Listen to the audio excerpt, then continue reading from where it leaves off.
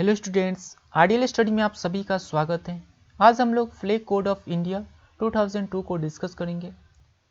कोई भी हमारा नेशनल फेस्टिवल होता है, for example Republic day, independence day और कोई भी मेजर इवेंट होते हैं, ध्वजारोहण के कार्यक्रम किए जाते हैं, तिरंगे को फहराया जाता है। तो क्या आप जानते हैं तिरंगे फहराने के कुछ नियम हैं, कुछ गाइडलाइंस हैं जिसे हम लोग फ्लैग कोड कहते हैं। तो ये फ्लैग कोड क्या है, इसी को आज हम लोग डिटेल्स में डिस्कस करेंगे। एक आम आदमी अगर हम तिरंगा फहराना चाहते हैं तो हमारे लिए क्या नियम है, क्या हम अपने घर पे, ऑफिस में, कहीं भी जो है तिरंगा फहरा सकते हैं, किन परिस्थितियों में तिरंगा को नहीं फहराया जा सकता है। अगर हम तिरंगे का यूज़ करते हैं, फहराते हैं उसे, तो उसके बाद उसे अगर नष्ट करना चाहते हैं उसके क्या नियम है और किन कारणवश से जो है तिरंगे का अपमान होता है, इन सब बातों को जानेंगे। तो चलिए शुरू करते हैं। इंडियन फ्लैग कोड जो है ये 2002 में सरकार ने एक बुकलेट जारी किया जो ये 25 पेज का है और इसमें 2 सेक्शन होते हैं।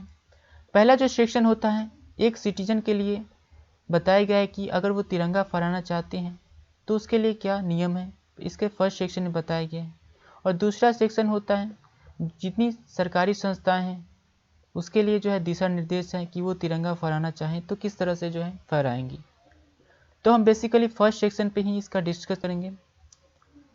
तो फर्स्ट सेक्शन का पहला पार्ट होता है वो बताता है कि बेसिकली तिरंगा हमारा होना कैसे चाहिए, उसका डिस्क्रिप्शन एंड डायमेंशन दोनों को ही काफ़ी अच्छे से बताता है। तो हमारा जो तिरंगा होता है एक रेक्टेंगुलर शेप का होता है, एज यू नो ये जो होता है रेक्टेंगुलर शेप का होता है और इसका रेशियो जो होता है 3:2 होता है। इसकी रेशियो को आप चेंज नहीं कर सकते, इसे स्क्वायर शेप में नहीं बना सकते हैं। और यहाँ मेजर 3 कलर होते हैं, एक होता है सैफरन कलर, बीच में जो है आपको वाइट कलर मिल देगा और नीचे जो है ग्रीन। तो ये 3 कलर होते हैं। इसके आप कलर के ऑर्डर को चेंज नहीं कर सकते, ये नहीं कि आप ग्रीन को ऊपर कर सकते हैं और सैफरन को नीचे कर सकते हैं। यहाँ मिडिल में आपको नज़र आ रहा है ये है अशोक चक्र। अशोक चक्र में जो है 24 स्पोक्स होते हैं, तो इसे आप 20 या 30 नहीं कर सकते, इसको भी आप नहीं बदल सकते हैं। जितनी इसमें तिलिया है उसे आपको जो है मीन्स इतना होना ही चाहिए। तो ये जो होता है बेसिकली हमारे तिरंगा किस तरह से होना चाहिए इसके बारे में बताए गए हैं और इसके हमें फॉलो करनी चाहिए, फॉलो करना ही है। इसके बाद जो है हमारा तिरंगा किससे बना होना चाहिए इसके बारे में बताया गया है। हमारा तिरंगा जो है वो कॉटन, सिल्क या फिर खादी का बना होना चाहिए। तो पहला सेक्शन का जो सेकंड पार्ट है वो बताता है कि अगर हम तिरंगा फहराते हैं तो उसके क्या नियम है, मतलब किस तरह से जो है करेक्ट डिस्प्ले किया जा सकता है। अगर हम रखना चाहें घर पे तो उसके क्या नियम है, और डिस्पोजल नष्ट करना चाहते हैं तो उसके लिए क्या नियम है। हमारा तिरंगा जो होता है हमारे देश की शान है, ये प्रत्येक भारतीयों की शान है और किसी भी स्थिति में इसका अपमान नहीं किया जा सकता है। हम अगर आप चाहें, एक आम आदमी है और आप तिरंगा फहराना चाहते हैं अपने घर में, अपने ऑफिस में, तो फहरा सकते हैं, लेकिन ये आपको सूर्योदय के बाद और सूर्यास्त के पहले करना चाहिए। इसके बाद जो है हम तिरंगा फहराते हैं तो ऊर्जा सम्मान के साथ, और इसे उतारते हैं तो काफ़ी जो है सावधानी के साथ। इसके बाद जो होता है यहाँ जो सैफरन कलर होता है, कलर का जो ऑर्डर होता है, सपोज कि आप हॉरिजेंटल फहरा रहे हैं इस तरह से, तो सबसे ऊपर आपका सैफरन कलर होता है, नीचे जो है ग्रीन कलर होता है। तो इसको ये नहीं कि आप ग्रीन को ऊपर कर सकते हैं और सैफरन को नीचे कर सकते हैं, ये इसका जो है करेक्ट अगर आपको डिस्प्ले करना है। अगर आप मान लीजिए कि ग्रीन को ऊपर कर देते हैं और सैफरन को नीचे, तो ये एक ऑफेंस होता है। इसके बाद होता है कि अगर आप फटा हुआ कोई तिरंगा फहराते हैं या फिर जिसका रंग जो है उड़ चुका है, तो ऐसा करना भी क्या होता है, ये एक ऑफेंस होता है, एक अपराध होता है। अगर आप तिरंगा फहराते हैं तो इसको आपको ध्यान रखना है कि तिरंगा जो है ज़मीन को टच नहीं करना चाहिए, थोड़े जो है सम्मानजनक स्थिति में होना चाहिए और ये हाइट पे होना चाहिए, ये नहीं कि ज़मीन में होना चाहिए। इसके बाद जो होता है कि तिरंगे को हम लोग अपने किसी घरेलू काम के लिए इस्तेमाल नहीं कर सकते हैं।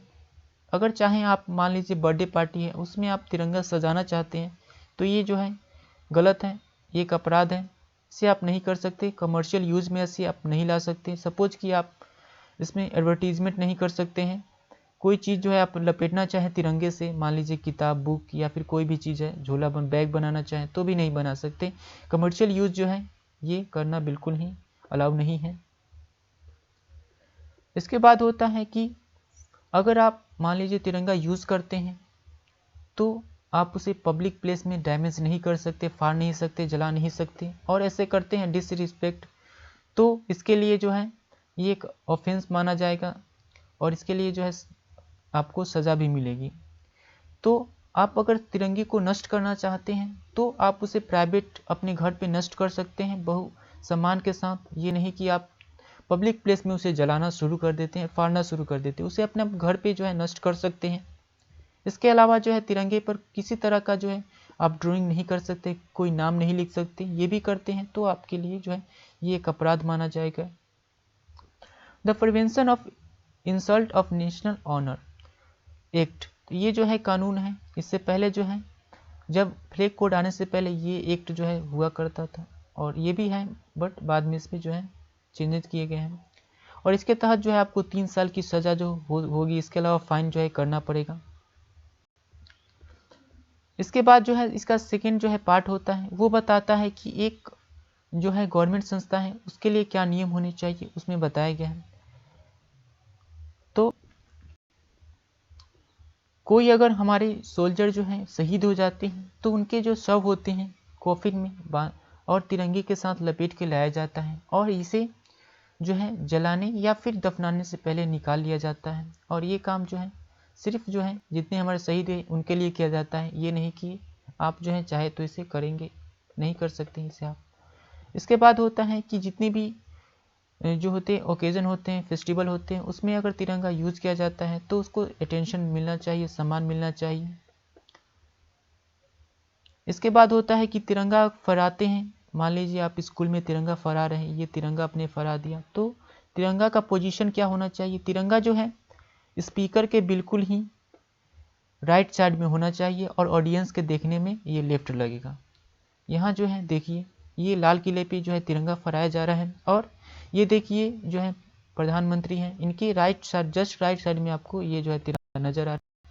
तो ये इसका प्रॉपर जो है फहराने का नियम है, जो है में रखना है और ऑडियंस एज ए ऑडियंस हम देख रहे हैं तो ये हमको लेफ्ट में नजर आ रहा है। अगर आप अपने गाड़ी पे तिरंगा लगाना चाहें तो क्या लगा सकते हैं, इसका आंसर होगा नहीं, ये अलाउ नहीं है और यह एक ऑफेंस माना जाता है। लेकिन ये जो है बेसिकली देखा जाता है बार बार कि गाड़ियों पर भी तिरंगा लगाते हैं बहुत से लोग, लेकिन ये जो है अलाउ नहीं किया गया है। इसके बाद हम बात करते हैं फ्लैग जो होता है, अगर कोई विदेश के जो दूत आते हैं या फिर कोई भी अतिथि आते हैं तो उनको जो है गाड़ी में बैठा के जो है लाया जाता है तो उनको जिस गाड़ी में बैठाया जाता है उसमें आपको देखिए भारत का जो झंडा है वो सबसे राइट में मिलेगा और जो दूसरे विदेश के जो नेता होते हैं या फिर जो भी रिप्रेजेंटेटिव होते हैं उनका जो झंडा है वो लेफ्ट में मिलेगा। क्या हम अपने घर पे जो है झंडा लगा सकते हैं, तो इसका आंसर भी नहीं होगा। ये जो है कुछ जो है जितने जैसे फॉर एग्जांपल जो हमारे राष्ट्रपति हैं उनके आवास में झंडा लग सकता है, वाइस प्रेसिडेंट है, गवर्नर है, जितनी जो है एडोप्ट पब्लिक बिल्डिंग है सच एज हाई कोर्ट है, कमिश्नर ऑफिस हो गया, कलेक्टर्स ऑफिस हो गया, जेल हो गया, इसमें जो है इस संस्थाओं में जो है आवासों में झंडा लगाया जाता है। इसके अलावा अगर आप मान लीजिए आपके ऑफिस में लगाना चाहें तो इसका अलाउ नहीं है। इसके बाद होता है कि गाड़ी पे क्या हम अपना झंडा लगा सकते हैं, तो इसका भी जो है आंसर भी होगा नहीं।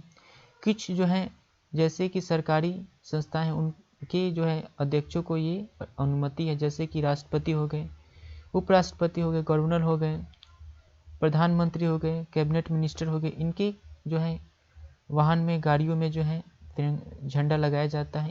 ये आप अपने किसी भी प्राइवेट कार में नहीं लगा सकते हैं। आई होप कि यहाँ आपको फ्लैग कोड काफ़ी अच्छे से समझ में आया होगा। इससे रिलेटेड कोई अगर डाउट्स रह जाता है तो आप कमेंट सेक्शन में पूछ सकते हैं और इस वीडियो को ज़्यादा से ज़्यादा शेयर कीजिए जिससे फ्लैग कोड के बारे में लोगों की अवेयरनेस जो है बढ़े। Thank you for watching, have a great day.